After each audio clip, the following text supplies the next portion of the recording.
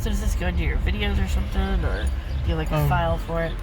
It's got its own internal file, but I set it up so it sends it to YouTube. Oh.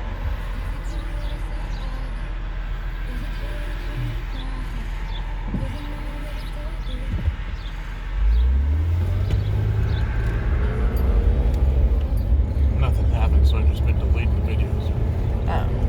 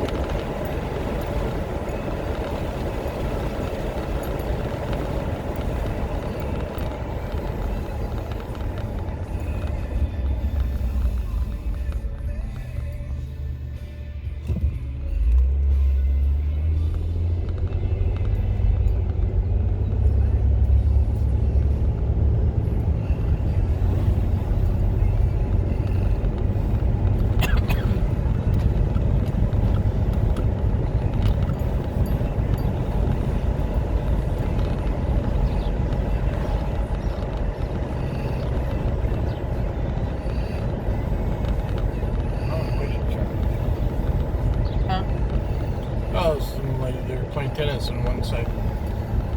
Just let the ball bounce several times in front of him. So, I need to try.